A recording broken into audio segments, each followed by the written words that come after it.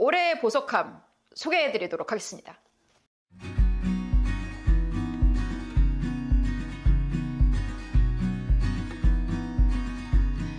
네, 2024년을 정리하면서 올해 만난 사람들에 대해서 좀 이야기를 나눠볼게요. 제가 올해 좀 뭐라 그러나요? 코로나도 끝나고 그러면서 해외 행사들도 다시 시작을 하고 그러면서 좀 큰 컨퍼런스들을 다니면서 올해 만난 사람들이 좀 대단한 분들이 좀 많이 있었던 것 같아요. 그래서 저한테도 어떤 전기가 되는 한 해가 아니었을까라는 생각이 이제 좀 들거든요. 그럼 또 유명인 만나면 또 유명인 또 그 썰 풀고 싶잖아요. 그래서 그 얘기를 좀 한번 해보도록 할게요. 첫 번째로 제가 5월에 하버드 의대에서 주최를 하고요. 보통 이제 경영대 교수님들이나 의대 교수님들이 많이 참가를 하세요. 거기 이제 하버드 리더십 헬스케어 코칭 컨퍼런스 이제 다녀왔습니다. 근데 이게 그동안 코로나 때문에 못 열리거나 아니면 온라인으로 열리다가 이번에 처음으로 몇 년 만에 이게 이제 사람들이 오는 직접 이렇게 이제 그 인펄슨으로 진행이 됐어요. 그래서 그거를 다녀왔는데 뭐 오래 쉬었지 그래서 우리가 뭔가 보여주겠어 라는 식으로 정말 연사들 라인업이 기가 막혔어요. 진짜. 일단 그 필두에 나선 분이 이제 에이미 에드먼드슨 교수님이 이제 거기 기조연설은 아니고 작년에 이제 기조연설 하시고 상 받으셨기 때문에 그렇고, 그리고 올해에 또 오신 대단한 분 중에 한 분이 이제 마틴 셀리그만이라는 교수님이세요. 일단 마틴 셀리그만 교수님 먼저 말씀드릴게요. 이분은 지금 살아있는 심리학자 중에서 가장 영향력이 있는 심리학자예요. 그리고 유펜이라고 하는 아이비 리그죠. 유니버시티 오브 펜실베니아 교수님이시고요. 그리고 그분의 제자들이 뭐 엄청난 또 분들이 많이 있어요. 그러니까 우리가 그릿으로 많이 알려진 그 분도 이제 마틴 셀리그만의 이제 제자시고, 이분이 긍정심리학으로 엄청난 것들을 많이 만들어서 뭐 이런 되면 뭐 마인드셋이라든가 이런 개념들도 다 이 마틴 셀리그만의 어떻게 보면 영향으로 이제 생긴 겁니다. 예전에는 심리학이라고 하면 뭔가 비정상적인 사람들을 연구를 많이 했는데 그게 아니라 성공한 사람들의 어떤 특성들을 알아내고 이런 분야를 처음으로 만드신 분이 마틴 셀리그만이에요. 그래서 긍정심리학 하면 뭐 박수치료, 뭐 웃음치료 이런 식으로 뭐 얘기하시는 분들 계시는데 그러니까 그런 거 아니고요. 그러니까 정상적인 레벨에서 행복한 사람 더욱 행복하게, 그리고 잘한 사람을 더 잘하게끔 만드는 그런 것들의 메커니즘을 과학적으로 연구하는 분야가 긍정심리학이거든요. 그래서 그 분야를 이제 만드시고 실제로 많은 그런 업적을 본인이 세우시고 또 그 제자들이 또 영향을 받은 많은 수많은 이제 심리학자들이 그걸 연구하는 분야를 여신 분이세요. 그래서 살아있는 그 심리학자 중에서 가장 영향력 있는 분인데 그분이 그날 이제 오셔서 그분의 제자가 기조 연설을 이제 했었고요. 그리고 그분이 이제 상을 받고 마틴 셀리그만 선생님께서 그분이 또 프레젠테이션도 좀 하시고 이런 것들이 이제 있었습니다. 근데 이분이 이제 뭐 얘기를 듣기로는 사실은 맨프레드 교수님이 이제 얘기를 해주신 건데, 이분이 원래 되게 유명해진 게 뭐냐면 런드 헬플레스, 학습된 무기력, 한 번 정도는 들어보셨을 수 있어요. 이걸로 되게 유명했어요. 그래서 우울증을 연구를 하셔가지고 왜 우울증이 생기냐라고 하게 되면 사람들이 자기가 자기 상황을 컨트롤하지 못해서 불행한 경험을 한 사람들은 그 다음에는 이걸 컨트롤할 수 있는 상황이 됨에도 불구하고 아예 상황을 하지 않아서 계속적으로 그 안 좋은 굴레를 이제 가게 된다. 그래서 이걸 런드 헬플레스, 그래서 학습된 무기력, 뭐 이렇게 이제 개념화하시고 개 가지고 이제 실험을 하시고 뭐 이렇게 해서 굉장히 이제 유명해지시고 우울증 연구에 한 획을 그었거든요. 그런데 이제 이분이 이혼을 하신 거예요.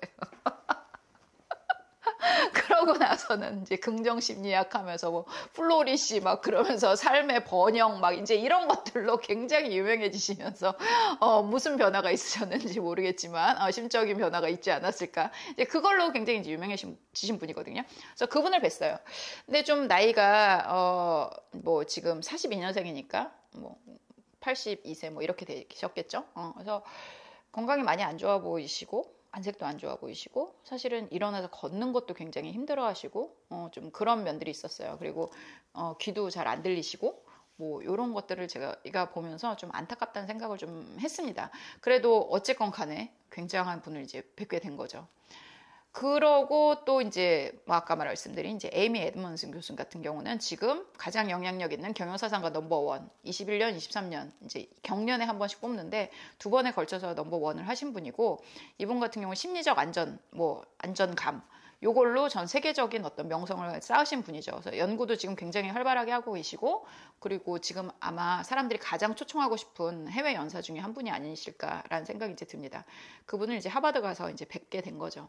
근데 가기 전에 이제 옳은 실패라고 하는 책을 이제 이분이 쓰셨어요. 한국말로는 옳은 실패고, 영어로는 Right Kind of Wrong이라고 하는 책을 이제 쓰셨는데, 제가 그 교수님께 이 책을 제가 좀 번역을 하면 안 될까요? 라고 하면서 이메일을 드리면서 제 백그라운드를 쭉 소개를 해드렸어요. 근데 사실은 에이미 교수님하고 저하고 이 백그라운드가 좀 되게 비슷해요. 뭐 심리학을 공부하고, 그리고 이제 조직을 공부하고, 조직 안에서도 학습 이론을 이제 좀 공부를 많이 하시고, 그분이 팀러닝의 어떻게 보면 대가인데, 저의 지도 교수님이 팀러닝의 또 대가셨거든요. 그래서 그 어떻게 보면은 그 뭐라 그래야 되나, 이 학문적으로 굉장히 유사성이 이제 많고, 그러다 보니까 서로 너무 이제 놀란 거여서 에이미 교수님이 어떻게 이렇게 비슷할 수가 있냐 그러면서 뭐 이번 컨퍼런스에서 만날 생각하니까 너무 기대된다 막 그렇게 하고, 내가 지금 물어볼게. 번역자를 쓸 수 있는지. 그래서 내가 그분이 직접 알아봐 주셔가지고, 아, 이거 벌써 뭐 어디에 판권 나갔다. 그래서 이제 번역자도 정해졌다고 하더라. 이런 거를 본인이 다 알아서 저한테 이제 막 알려주시고 그랬거든요. 그래서 진짜 그분을 이제 가서 보면서 우리가 드디어 실제로 만났다. 그러면서 너무 이제 기뻐하면서 뭐 만났습니다. 그래서 어떻게 보면 약간 친분도 쌓고 뭐 이런 이제 뭐 그런 것도 이제 있었어요. 그리고 그때 이제 굉장히 많은 분들이 훌륭하신 분들, 유명하신 분들 많이 오셨어요. 근데 이제 그 또 되게 인상적이었던 분 중에 하나가, 연사들이 강연을 하면 그 다음에 질문을 하면은, 질문이 이제 워낙 거기 한 500명, 600명 정도 이제 왔으니까 마이크를 들고 이제 왔다 갔다 하는 사람이 이제 있었거든요. 그래서 이제 그 누가 이제 손 들면 그 마이크 갖다 주고 그런 분이 계셨어요. 근데 나중에 이제 그분이 2일차에 연단에 올라가시는 거예요. 그래서 그 연단에 올라가서 이제 강연을 시작을 하는 거죠. 마이크 그 옮기던 분이. 그러면서 보니까 뭐 하버드 의대에 무슨 센터 디렉터라는 거예요. 그리고 그분이 쓴 책이 이제 브레인 에너지라고 해갖고 우리나라에 번역이 됐습니다. 팔머 교수님이었어요. 그래서 그 팔머 교수님 책은 지금 뭐 가장 핫한 뭐 의사 중에 한 명이죠. 우리나라에 정희원 그 아산병원 그 교수님이 추천을 하시면서 또 되게 유명해졌어요. 그래서 섭식과 관련된 어떤 그 정신질환 이런 것들과 관련해가지고 이제 책을 쓰신 분인데, 그분이 이제 올라가서 나 오늘 뭐 70억인지 700억, 70억, 오늘 내가 그 스폰서 받았어. 뭐 이제 연구비 받았어. 막 이 얘기를 하시면서 강의를 막 하시더라고요. 아, 여기는 이 정도 되면 마이크 들고 왔다 갔다 하는구나. 이 컨퍼런스는. 그래서 하루에 70억 정도 이렇게 스폰 받고 어디 그 하버드 의대 디렉터 정도 되는 사람 정도가 마이크 왔다 갔다 하는 컨퍼런스구나. 대단한 컨퍼런스다. 이런 생각을 했죠. 이번에 가장 사람들한테 좋아요를 많이 받았던, 가장 좋은 반응을 받았던 분이 모올랜드 카프이아라고 하는 교수님인데, 이분이 이제 하버드 의대 교수님이세요. 그런데 그분 같은 경우는 트라우마라는 개념을 이제 설명을 하셨고, 집단으로 겪은 트라우마가 다음 세대로도 내려가고, 그렇게 해갖고 이게 트라우마가 트라우마타이제이션, 그래서 트라우마화가 되면서 사람들이 어떻게 보면은 우울이라든가 불안이라든가 이런 게 만성적으로 사라지지 않는 그런 상태에 대해서 말씀을 해주셨습니다. 그래서 이게 어떤 지금 수많은 이제 갈등들이 일어나고 있잖아요. 세대 간의 갈등이라든가 인종적인 갈등이라든가, 심지어는 이제 그 뭐 전쟁의 두 개가 일어나고 있는 그런 상황이잖아요. 근데 그런 트라우마들이 결코 그거를 겪는 사람들이 그 전쟁이 끝난다고 끝나지 않는다는 거죠. 이게 이 사람들 평생에 남을 뿐만 아니라 이게 그 다음 세대로까지 계속적으로 내려간다는 거예요. 그래서 그 얘기를 했을 때 사람들이 정말 우는 사람도 많았고, 저도 눈물을 흘렸고, 그런데 이것이 치유될 수 있다. 무엇으로 치료가 되느냐? 연민으로 서로에 대해서 딱하게 여기는 마음, 서로 돌보는 마음, 그걸로 우리가 치유할 수 있다. 이 얘기를 해주셨어요. 그래서 뭐 울고 뭐 사람들 나가갖고 막 다 허그하고 뭐 난리가 났습니다. 그래서 그게 이제 어떻게 보면은 이번 컨퍼런스에서 가장 감동적이었던 그런 장면이었고요. 그래서 언제나 제일 유명한 사람이 제일 유명한 뭐 이런 감동적인 건 하는 건 아니구나. 그 오히려 또 어떻게 보면 새로운 분이니까 새롭게 들으면서 또 좋았던 부분이 있고요. 그리고 또 그 85년간 이어졌던 하버드 종단 연구의 네 번째 디렉터 교수님이 나와가지고 또 그 종단 연구에 관해서도 좀 말씀을 해주셨고요. 그래서 뭐 이 정도예요. 그리고 또 보건대학에서 하버드 보건대학에서 나오셔가지고 이분은 이제 원래는 의대를 나오신 분인데 아이가 알러지가 낫지를 않는 거예요. 그래서 환경을 연구를 하기 시작을 하신 거죠. 그래서 그 환경에 대해서 또 우리가 미세 플라스틱이라든가 이런 거에 얼마나 영향을 많이 받는지 그런 것들에 대해서도 좀 말씀을 해주셨습니다. 그래서 하버드 컨퍼런스는 진짜 버릴 세션 하나 없이 정말 다 주옥 같은 정말 대단한 분들이 나와서 이렇게 말씀을 하신 그런 세션들이었고요.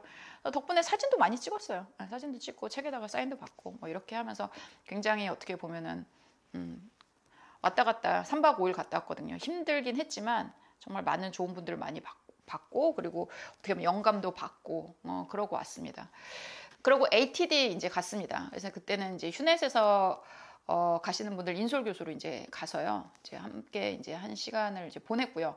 그래서 거기에도 뭐 엄청난 업체들의 뭐 엄청난 좋은 그런 인터벤션들 많이 받고 그때 뭐 만났다고 하기는 좀 그렇고 이제 큰 강당에서 강연하는 거 이제 봤죠. 그래서 다니엘 핑크 선생님께서 후회에 관해서 얘기하시는 것도 보고 뭐 그렇게 했어요. 그래서 ATD는 가서 뭐 이런 것들을 하고 또 이제 한국에서 오신 분들이랑 좋은 시간 이제 보내고 왔습니다.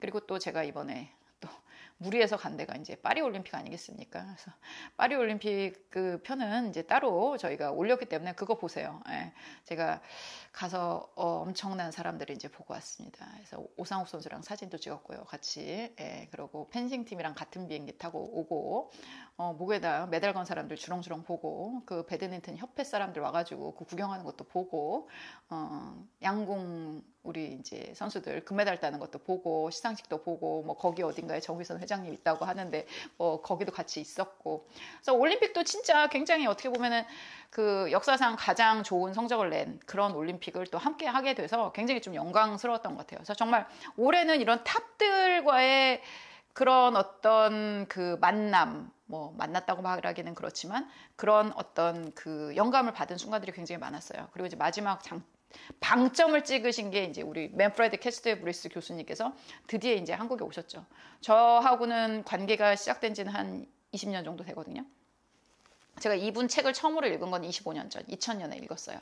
그리고 제가 교수님한테 배우고 싶습니다 라고 해서 뭐 2004년, 2005년 그때 이제 교수님하고 이제 처음 뵙게 되었고 그리고 제가 교수님 밑에 가서 이제 논문 쓰면서 교수님 프로그램 연구하고 이러면서 이제 거기에 방문연구원으로 갔을 때 그게 이제 2010년이거든요. 그러니까 한 지난 14년, 15년 동안 교수님하고 굉장히 가까운 관계를 이제 하면서 저희 워크숍도 이제 많이 가고 이렇게 했는데 드디어 이제 한국에 모신 거죠. 그리고 5박 6일 동안 정말 거의 뭐 매일 밀착으로 같이 행사도 하고 모더레이터도 제가 같이 올라가서 하고 수행도 해드리고 굉장히 가까운 시간을 이제 보냈습니다. 그렇게 해서 올해는 제가 좀 이런 대단한 분들을 좀 많이 만났던 해인 것 같아요. 그래서 이런 것들을 이제 잘 모아서 내년에는 또 우리 많은 리더분들한테 또 도움을 드릴 수 있는 그런 것들을 제가 모아오지 않았나라는 생각이 이제 듭니다. 그래서 올해 제가 만났던 분들 이런 사람들이었다. 내년에도 또 한번 기대를 해보도록 하겠습니다. 여러분들은 올해 어떤 분들을 만나셨나요? 한번 생각을 해보면 좋을 것 같아요. 한 해 동안 여러분들 많은 수고하셨고요. 그리고 내년엔 더 좋은 일이 일어나기를 기원하겠습니다. 감사합니다. 한국에서 만난 분들 가장 좋았던 분은 역시 오상욱 선수인가요? 그것께 기억이 안 나더라고요. 올림픽을 갔다 왔는데 분명히 내가 올림픽을 갔다 왔어. 올림픽을 갔다 왔는데 돌아오는 그 이제 거기 입국장에서 만났던 오상욱 선수밖에 기억이 안 나. 그거밖에 기억이 안 나. 올림픽을 내가 분명 갔다 왔거든요. 갔다 왔는데 그거밖에 기억이 안 나. 역시 모든 것은 사람으로 끝난다. 올림픽도 뭐 경기도 재밌었고 다 좋았어요. 다 좋았는데 오상욱 선수밖에 기억이 안 나네. 그래요. 심지어 구봉길 선수랑은 같은 칸에도 이제 탔거든요, 비행기. 그래도 오상욱은 진짜 잘생겼어. 키도 엄청 크고 근데 약간 비현실적으로 생겼어. 어깨가 너무 넓고 키가 너무 크고 얼굴이 너무 작아. 비현실적으로. 그래서 실제로 보면 되게 이상하다라는 느낌을 좀 줘요. 근데 이제 보니까 TV에 나오니까 굉장히 모델처럼 멋있게 나오더라고요. 그래서 이게 역시 그 카메라 다르구나. 그게 가장 그랬습니다. 올해의 보석함 소개해드리도록 하겠습니다. 오상욱.